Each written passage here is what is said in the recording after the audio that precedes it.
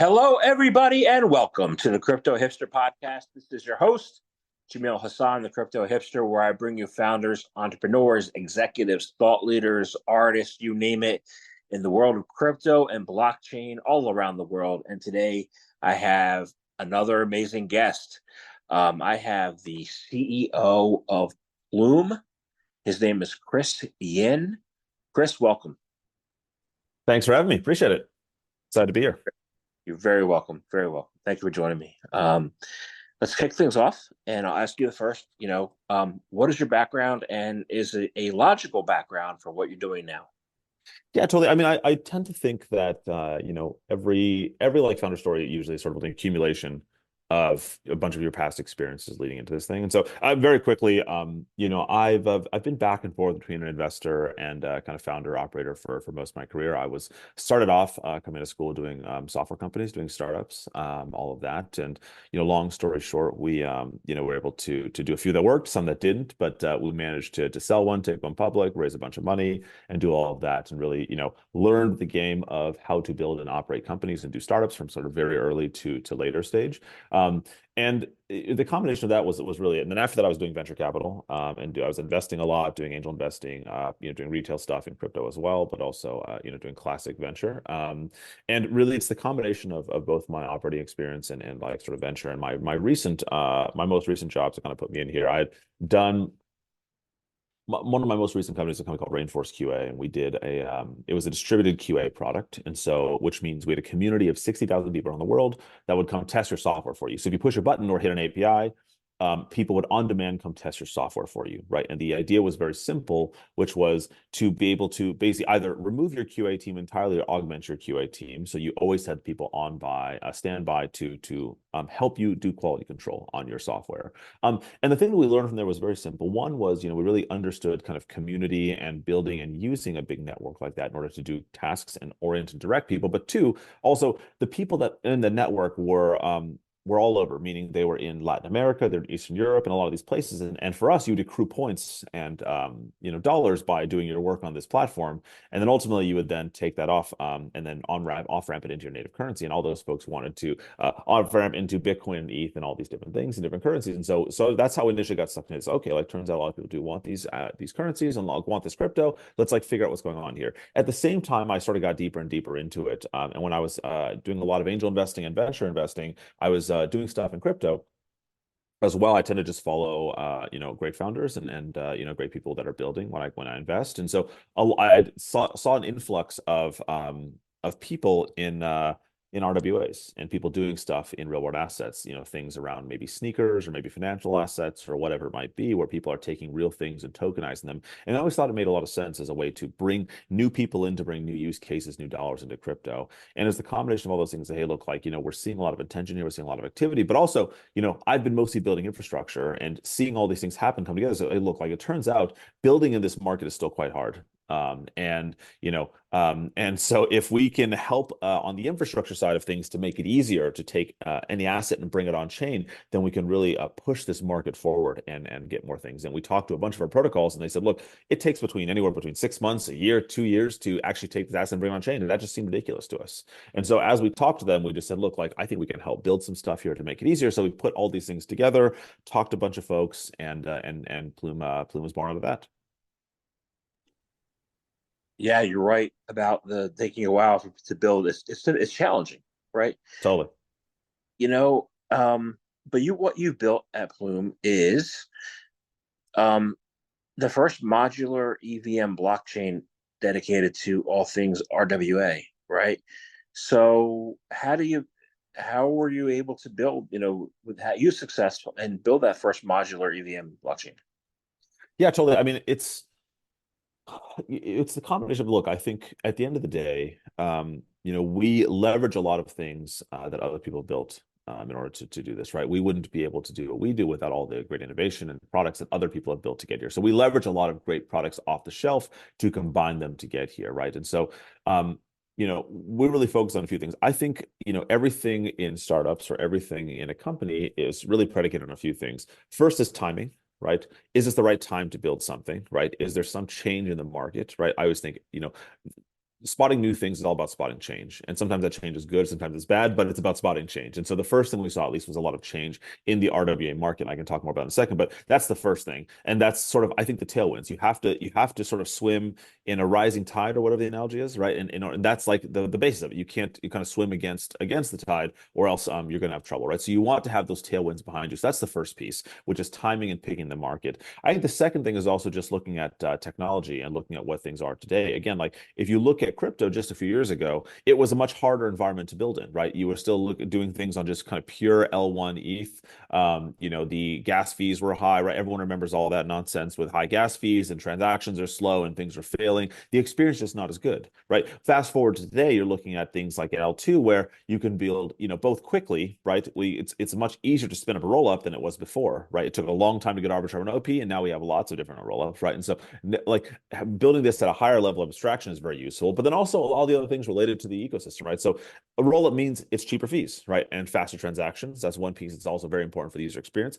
Two are things like, wallet infrastructure and just account abstraction and things like that, which make it easier to actually interact and use these things, no matter who you are. You don't have to be super deep in crypto to understand how to use all these products. And also bridging, right? Bridging is also just much easier, right? Getting assets in and around before. I mean, I remember doing this before, and like you would just close your eyes and hope it landed on the other side, and like and like that's not a good experience. And so I think it's the accumulation of all those things from a technology standpoint that allow us, in combination with market timing, to allow these things to come together. And we chose kind of a EVM based chain for this, just because liquidity is here, users are here, and also when you think about in our world, we look a lot at institutions as well, and thinking about, who is coming into crypto, who's going to use this stuff. When we think about the ecosystem there, the EVM based world, the Ethereum based world is still the more dominant area here. Now that can change, and things will move, but that's why we went down this road. And our approach, like you said, has always been modular, right? At the end of the day, like, again, some people are very fixated on building everything from the ground up and owning the whole stack, right? And I think it's a fine approach. There's no right or wrong. Our approach on the other end has been more about speed, versatility, and fluidity, which means we can use the best of everything, just like I said before, to create a solution that fits a specific problem, right? Versus being, philosophical or like, ideological about how we do it. We're more focused on using the best of what's out there and being able to swap, change, update as needed. And so we're very aligned with the sort of modular world, the modular idea, to be able to allow things to move and change more fluidly versus kind of a hard monolithic path. I just learned recently the difference between modular and monolithic. So Right. Good. yeah, it was good. Um, you said you said my favorite. Oh, I don't know if it's my favorite word anymore. It used to be my favorite word. Institutions. Um, Yes. what is the status of the institutional demand to participate in tokenization?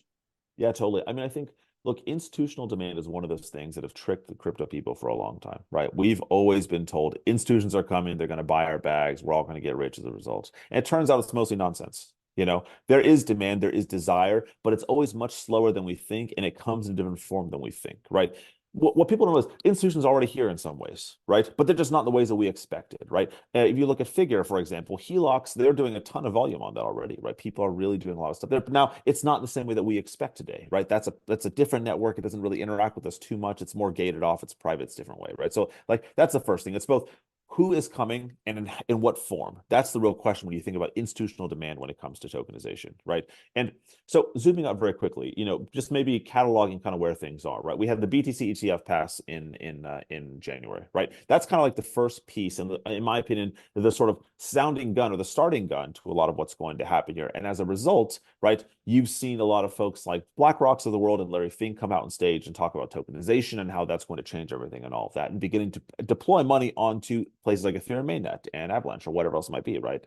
And so you can begin to see some of the stuff happening, right? Now, we've been rugged by this before, right? This happens every cycle, right? Institutions say they're going to come, they do a couple marketing gimmicks, and then when things come, when times change, they bounce, right? That happens every single time. So it's not a new thing. And so maybe taking stock outside of the headlines into where things really are, right? Now, if we look at where institutional demand really is, right? The simple view is this: institutions have largely thought about the blockchain from a back office perspective, meaning putting things on a public network and putting things on so putting things on a blockchain really allow you to speed up transaction times. It allows you to do settlement easier. It allows you to make accounting easier because it's an open ledger, right? And so the administrative costs of managing a fund become cheaper as a result, right? Because things are public, you can manage them, you take custody, you can move them around.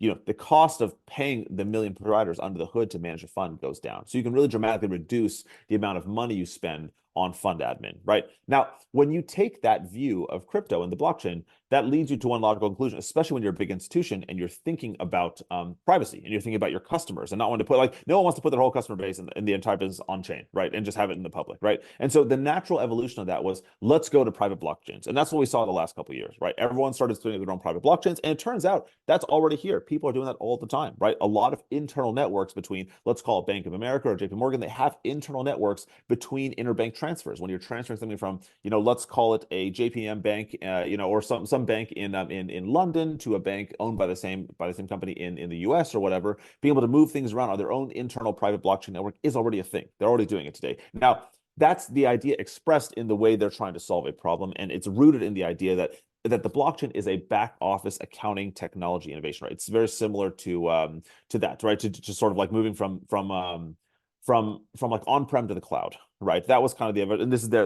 And now, so if you take that view, again, it leads yourself to private blockchains. Now, the view has changed though, which I think is, again, the job, in our opinion, is to spot change. And the change is I think people have realized that, one, maintaining a private blockchain turns out is a pain in the ass, right? Turns out it's quite hard, right? And like, no surprise, it turns out what you end up doing is spending a ton of money on IBM engineers, right? And so that's not any way to do business. That's not any way to live, right? And so turns out that's very complicated because you don't get the benefits of people testing it all the time. You don't get the benefits of people actually using this thing. And so, like, turns out when you're moving money around, it's like challenging. You need to make sure it's secure. And if you're the only one running that network, it's hard, just like anything else, right? And so it's very similar to private blockchain, to sort of like on-prem was private networks to public networks, right? In the cloud, it turns out having the public use and maintain these things is a very beneficial thing. And so I think the institutions have also realized that if you instead think about the blockchain, not only from a back office administrative standpoint, but also a more public network, meaning it's not just tooling, it's a network of people, it's a network of wallets, a network of money that you can then use in different ways, right? Where you can now both create net new products, but also access new markets, right? And sell things to new people or build new technologies or build new products for these things. Then that's a much stronger pull to use new things, right? It tends to be that, things that save money on admin costs tend to not change things as much as the opportunity to make money, right, faster, right? And so to me, that's a shift in that we see from a lot of folks where they're shifting their mentality from private blockchains to public blockchains. And you're already seeing this with things like BlackRock's Build Fund. You've got Franklin Templeton's Benji stuff, right? So all of those things are shifting to public blockchains because they see the value in, one, the technology being opened and maintained by the public, but also, two, being able to access new markets, new people, and new destinations. So that's like where things are. But look, zooming out a million miles, people are really excited about BlackRock, BlackRock's Build Fund, right? I think it's $250 million on chain or something like that, or on Ethereum, which is great. It's a lot of money. It's also not a lot of money at the same time, right? BlackRock itself is a $10 trillion company, right? And so, if you look at these types of things, it's still very, very early, right? And we are still, I think, in the midst of it. Now, where there is change, it is the BTC ETF exposing exposing these banks to a new product to sell their clients, right? And a new thing to do, which means new money, new dollars in, right? You can always rely on incentives to kind of track where things happen.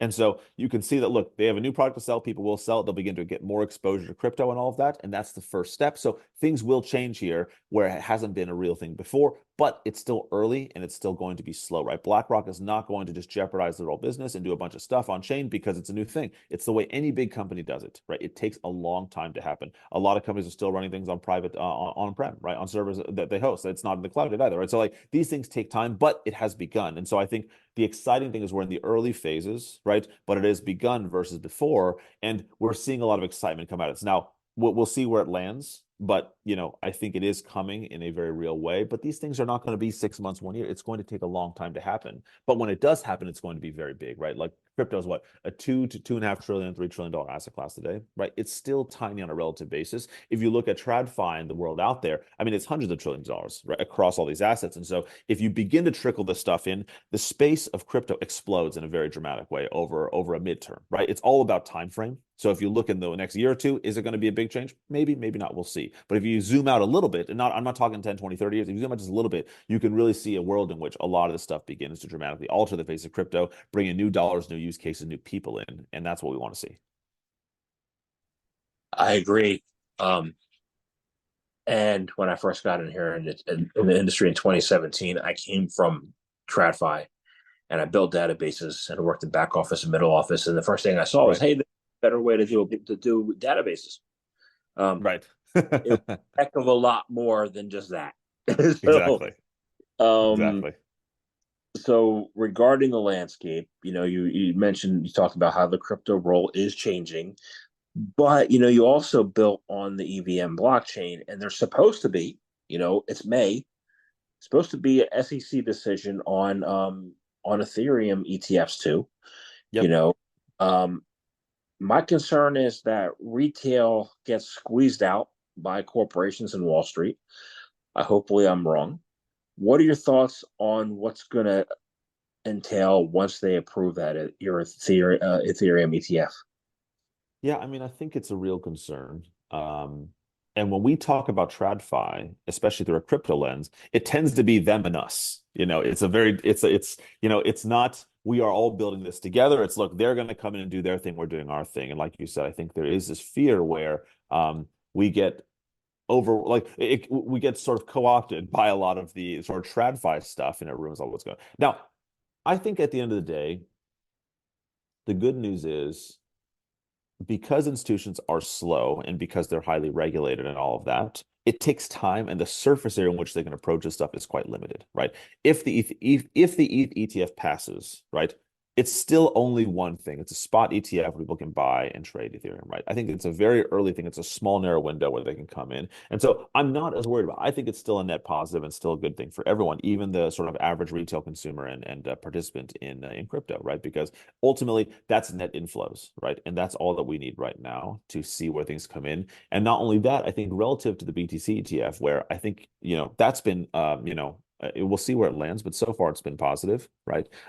If you look at the ETH ETF, where you can begin to see yield being passed back to the users, right, and yield being passed back to the corporations on this stuff, I think that changes a lot of things and really brings even more interest and demand in, right? And so I think all of that is very good for that, and the surface area in which that they're exposed to is still relatively small, right? And when you think about DeFi and crypto and NFTs and all stuff in general, like all the things that we're doing, this is still one small door in for the TradFi folks. And so I think we still have plenty of time, plenty of, and look, ultimately it's this like crypto, the beauty of crypto is open, permissionless, and people can do whatever they want, right? And that's the magic of it all, which is people can remix and grab whatever they want, build whatever they want on top of stuff, and that's the magic of this whole thing. And so ultimately, as long as that remains to be the case and remains true, things will all be fine, right? And we'll be able to make sure there are always new products, new things. And the pace of a bunch of anons all over the world building stuff in Ethereum is always going to outpace a big company coming into in doing anything, right? And so at the end of the day, we will continue to lead the pack, right? And they'll come in after and then pump new money, new dollars, new things in. But still, we are still ultimately driving, and there'll always be a home for that. And so I don't think there will be any major risks there. Sounds good to me. I like the fact that no major risks. That's good. Um, you know, let's talk about let's talk about real world assets, right? Um, Regarding the risks, I am probably among the people who bucket them into different bucket RWAs differently. I think you are too. Yep. So where we are regarding collectibles, commodities, and then stocks and bonds as tokenized real world assets, maybe real estate too. Yep. Totally. I think broadly, I agree with you. I think RWAs is actually a very poor articulation of this whole market. And it's a general grouping that it's a general grouping that's useful at a very high level, but basically loses all use when you get down to the details, right? And like you said, I group things in a kind of two big buckets, and there's many sub buckets within there, but two big buckets. The first is just physical assets, right? Which are, like you said, collectibles, things like sneakers or Pokemon cards, watches, art, wine, collectibles, whatever it might be. Those types of assets is one group of things that's more physical assets. Then there's a group of non-physical assets, and some of these things are also physical, but the way you sort of deal with them, interact with them, are not, right? So meaning take stocks, bonds, real estate, any all the other alternative assets or whatever it is, right? Those things you interact with through owning a piece of paper, right? Through title or things like that versus owning the sneaker itself, right? So they're just two different types of things, right? And they share different properties, and the way you need to think about them from a tokenization standpoint also is quite different, right? So for that first group of assets, take physical assets, right? So sneakers, watches, whatever. The primary question with those types of things is who owns it? Where is it? Is it real? How do I know it's not being screwed with? And do I make sure I can actually get it if I need, right? Am I just trading vapor, right? Is it not real? And do I actually own that sneaker or watch, or is it real? Like, how do I know that it's a thing, right? Because you're ascribing value to that particular asset because it's supposed to be there. It's supposed to be real. So you need to be able to map those things together. So that's the primary challenge with that market, right? You need to make sure that you have a system to identify where this thing is, flash it up to the real world, flash it up into crypto, make sure you have a constant check against this thing, and if anyone wants, they can redeem and reclaim this thing. That's mostly the types of problems when you deal with physical assets and collectibles. On the other side, for non-physical assets, the sort of custody and is it real stuff is a little bit less of a question, right? The house is real, right? We know that the solar farms or the stocks are real. The question is, and then when you put it into custody, like generally, again, those are fairly safe things. You're talking about a piece of paper, right? In many ways, or like an entry in a database somewhere. Someone owns XYZ asset, right? The question for those assets is largely less on the custodian side of things. It's mostly on who can buy this, who owns it, and ultimately, when things come down to it, because it's regulated or there's some control, right, by a third party entity. When it comes down to it, do I actually own that thing? Do I make sure I can get my hands on it when it comes down to it? Let's say this particular house I own a piece of it goes into foreclosure and there's a sale and do I get that money or not, right? How does that actually flow and how do I make sure I own this thing? And so to me, those are like generally how you bucket those things. They have different problems with each. Both are valuable in their own right and both are useful in their right. And many of the use cases are related, right? When you talk about taking out a loan on some of these things or putting one of these things up as collateral to take a loan with it or whatever, you can use a sneaker or you can use a house, right? And the way it manifests is different. So the way you use these assets is actually similar in many ways or can be similar, but the way you deal with them from a tokenization angle and the problems are actually quite different. Even if the sort of general workflow is the same, the sort of point of contention for physical assets is where is this thing? Is it real? And then for the other one, for non-physical, is okay, I know it's there because it's there, like it's a house, but like, do I actually own this thing? And like, how do I make sure I actually know that I own this asset? And so those are kind of the problems with both. But ultimately, I would say the third dimension is I think the audience tends to be quite different, right? Ultimately, right? The people that are buying and trading sneakers and Pokemon cards or whatever are sometimes the same, but often not the same people who are buying, fixed income assets or trading real estate or whatever it might be, right? Maybe they're the same, maybe they're not, but they tend to be a different group of folks. And so understanding who you're going after, what market this is trying to address, like is all part of like how we think about each of these markets, how to categorize. And that's why RWAs in general is a very poor way to describe it, right? Because in that bucket you have both real estate or like fixed income or private credit, and you also have sneakers and watches and collectibles, which are just very different things, even though sure they're all real to a degree, right? Does that make sense? It does, but you also have the major difference would be also be access to liquidity, right? Yes. Yeah, totally. And exactly right. Like I think, like you said, the access to liquidity is definitely a real thing. And part of that is based on is the regulatory part of things, right? Like depending on what type of asset this is, right? How long do you need to hold it? Is there a KYC involved? Is there regulation tied to this thing? And who can access it and who not? And naturally, when you limit the pool of who can buy this, the sort of liquidity is just smaller, right? And you have to balance the dynamics of that. And so, like you said, I think it's a real thing. The liquidity aspects are a real thing when it comes to these assets as well. Yeah, I always look at say, um, if I can sell a little bit to get cash that I need that I if I need it, can I do it? Right. No, exactly. And crypto is defined by liquidity, right? We like things fast. We like things liquid. We like things to move in and out. And RWAs sometimes, not all of them, but many of them are the opposite of that, right? So there's a mismatch between those assets and what crypto people want today. And so it's about threading the needle and finding assets that retain those properties, right? Where you can thread the needle of here's a real world asset that provides real yield and access to something in the real world, but also still fit the people that are on chain doing stuff today. Is it liquid? Is it fast? Is it movable? Can I use it? Is it composable? All those things versus just, doing TradFi on chain. Right. We have some balancing to do. Um, Yes. Agreed. So we also want to continue to build a global blockchain ecosystem where innovation and efficient collaboration thrive. I don't think we have that yet. At least from the political standpoint, we don't. Yes. In many ways. But how do we achieve these two, innovation and efficient collaboration, as sustainable goals? Yeah, it's tricky, and I would be lying if I said I had the answer to all this, but I do have a sense of where we're going at least, and I certainly have opinions. I would say this, look, ultimately, um, today across different geographies and across different sort of regimes, you have different opinions on how crypto should be handled. Let's take the US as a simple example. The US tends to be tighter about this stuff versus, let's say, Asia or maybe the Middle East, which are a bit more open, or maybe Latin America, right? Different regions have different preferences, and each one has their own style, right? And so there is no unified way to think about this today. And it makes crossing barriers hard. Now, when you're talking about pure crypto native assets that live on chain that are global from day one, it's different from a real world asset that has to be defined by some physical parameters depending on where they're housed or who's interacting with it, right? And so, like you said, it's different. It's a different problem than a crypto native asset has. Now, ultimately, right? Like you said, if liquidity is a gating factor or liquidity is a defining factor of this, and also the promise of having things on chain is the global access, is this sort of the ability to let anyone interact and use and operate these assets. If that's the case, how do we achieve that? I tend to fall into the camp of, you have to let the benefits speak for themselves. If we have to, like, people think a lot as education. I tend to think education is the wrong approach because nobody listens. That's just the reality. You have to show people, right? And so, in my opinion, fostering, an environment or starting an environment with a more open approach to things that allow innovation to come out, say maybe the Asias of the world or MENA or whatever it might be, allowing those use cases to really come up and shine and thrive and show what they can do. The rest of things will follow, right?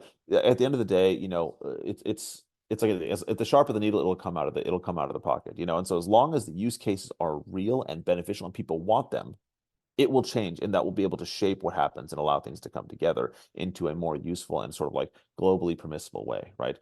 For example, like take Uber as an example, right? Like Uber back in the day was illegal for a long time, right? And Travis just made sure that he ran through the walls and made sure he changed the laws to make it work. Because at the end of the day, you cannot deny, you could not deny consumer behavior. People wanted to use it. It was a better product than hailing a cab on the street, right? And so people wanted it. People used it. It was useful. Were there things that needed to be changed? Things need to be updated? Of course, and it wasn't all perfect. But at the core of it, it has to start there. It has to start with demand. It has to start with use, it has to start with desire. So you have to start there and then use that as the sort of foundation to build up from there. And then that use case shines through. And now today, all over the world, you can use anything. You can use Uber anywhere. You can go to Kareem in Dubai or whatever. You can use these things everywhere, right? You have Grab and Go in Asia or whatever it might be, right? So like that's how these things happen. And so, in my opinion, to really make this thing a globally permissible thing where you have efficient collaboration between different ecosystems, it has to start with where do we have the best chance of seeing great use cases pop up, where users and consumers flock to those things, and let that set the tone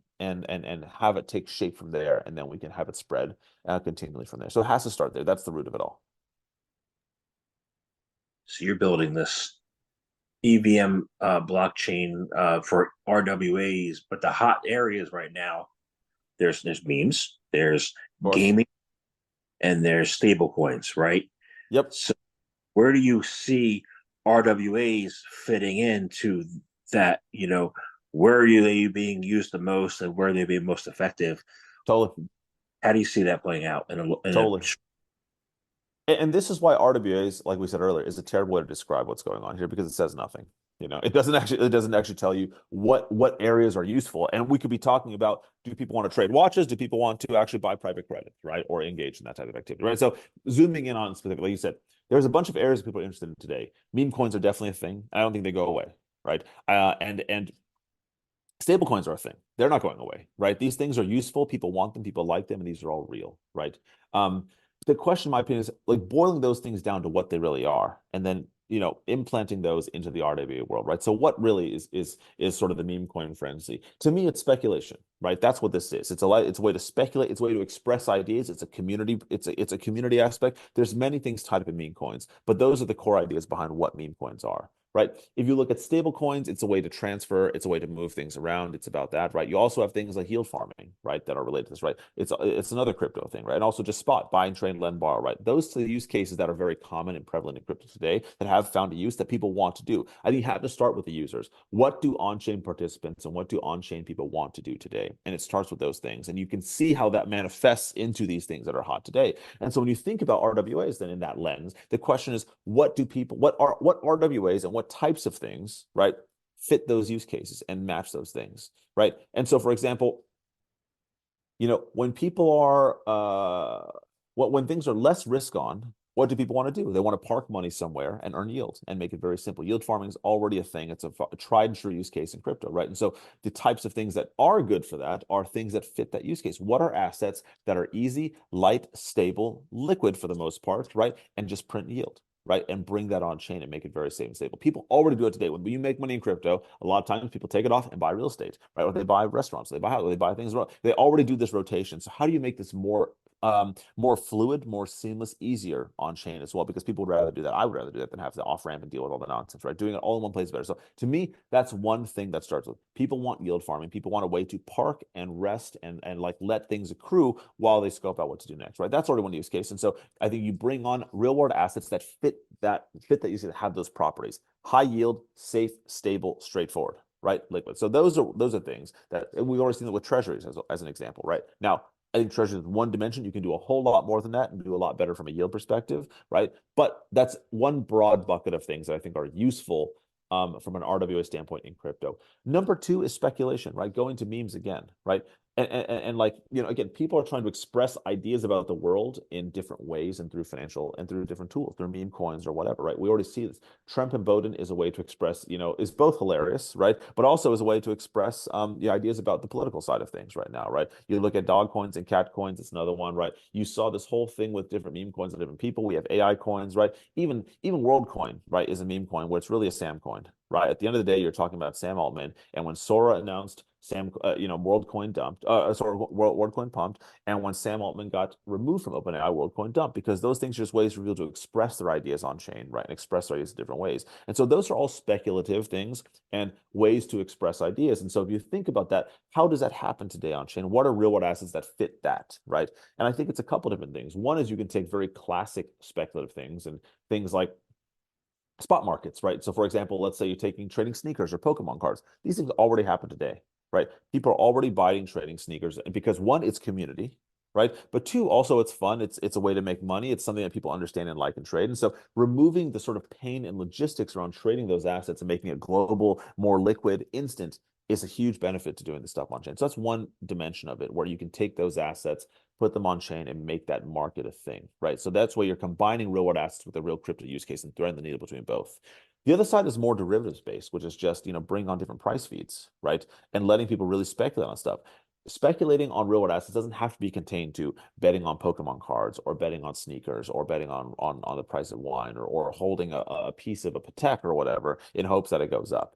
Those are one way to do it. The other way to do it is just betting on other real things. For example, a lot of people, again, we see this in misshapen forms today, through a lot of the meme coins. People think that, for example, if you believe that crime is going up in America, maybe it is, maybe it isn't. I'm not saying it is, but like if you believe that to be the case, there are meme coins that are coming. Like every piece of news that comes up, there's a meme coin that gets announced and it comes up as a result, right? And that's like how it works because people express their ideas through those things. And so making it easier to relate those real world things to on-chain activity, right, is the way to. You should be able to take out, for example, a position if you believe that, for example, a certain culture, let's say Asian culture or Mexican culture or Spanish culture or European culture is like going up and gaining dominance in the world, right? Like that's a real world thing, but it's also much less tangible than what we used to think about, which is like buy a piece of a house, right? There are many real world things that are not the traditional RWA that I think are more interesting and I think relate to this idea of what do crypto people want? How do you thread the needle between crypto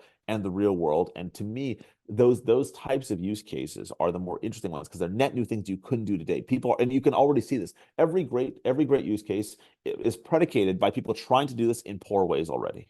Right. And so you can see this already happening today where people are trying to express ideas about the world and about the things that are happening around them on chain through in sometimes very shitty ways. Like the idea of like betting on betting on politics by sifting through 70 different shrimp coins and hoping you don't get rugged on them and find those is a ridiculous way to do things, right? But that's how it happens because that's the best way we have today, right? So there needs to be better ways to do this. Like if you're bullish on AI, buying Nvidia stock is a way to do it, but it's a pretty lossy way of doing it. It's not great, And so a lot of these things are coming up, and that's how we think about this: is how do you build these products in a way that thread the needle between crypto use cases and real things that allow that audience to sort of like, again, how do we bridge these things together? Does that make sense? It makes a lot of sense. Because see, right now, a lot of the crypto people don't really care about the middle office, back office utility. Yep, You know, maybe exactly. someday they will. I don't know. What do you think? I think they will, but it'll take time. Like again, at the end of the day, yeah, it's a simple example. Like I've been saying that I'm going to clean up my a bunch of my own personal stuff, my taxes, or like my like personal like legal physical like legal stuff, or like even clean my garage, like little things like that, right? Like these things happen all the time. The back office and like the admin stuff is always relegated to the end, and so it never drives innovation. At the end of the day, economics drive behavior. It's that simple, right? And so sure, saving 2% on fund admin, right, because you can automate the back office is cool. But it's more interesting. It's like finding new markets, new ways to make money. And so that's always going to drive things. And then, of course, over time, it will propagate and trickle down to the back office stuff, right? As net new things come up that incorporate that from the start, people realize, okay, that is a better way. I should do it that way, right? But until then, it's going to be economics driven, and it's going to be like market driven versus like improving the back office and stuff like that. But again, these things are tied together. But I find that if you look at history, it's always economics that start, and then the back office drives after. Yeah, makes a lot of sense to me. Thank you. Um, I want to thank you very much for your time today. I learned a lot and I enjoyed speaking with you. And I have one last question, and it's really easy. It's how can people find out more information about you, about Plume? How can they learn what they need to learn, or what you'd like them to learn from you? How can they do that? Totally perfect. And thanks for having me on first off. I think, you're doing a great thing for everybody here. I think there's a lot of education needs to be done, a lot of help needs to be done to bridge the things together. And so, putting these things out on a regular basis is both not easy, but also I think an important work. So thanks for having us on here. It's a pleasure to get to speak to your audience and share a little bit more about what we're doing. And if you want to find out what we're doing with Plume, a couple ways, we're all over on social and the web. And so very simple stuff. The easiest place to find out who we are and what's going on is go to our Twitter page or our X page, twitter.com/Plume Network. That's PLUME Network. Or go to the website, plumenetwork.xyz. I'm Chris Eyin, CHRSEYIN, at Twitter as well, across all socials. And so find us there, join us in Discord, join us in join us on Telegram and these different places. We are transitioning away now from our early kind of private DevNet to an open incentivized testnet soon. And so we've got, over 90 projects building on us today across a bunch of different things, a bunch of stuff planned for the community that we've been building. We've got a great set of folks that are in the Discord that are really working with us, and we're really excited about what we're bringing to the world here. So please pop over, say hi. We're always happy to talk anytime. So ping us in Discord or Telegram, or just hit us on DM, and we're always around and love to chat. Awesome. Thank you very much for your time today. Perfect. Thank you.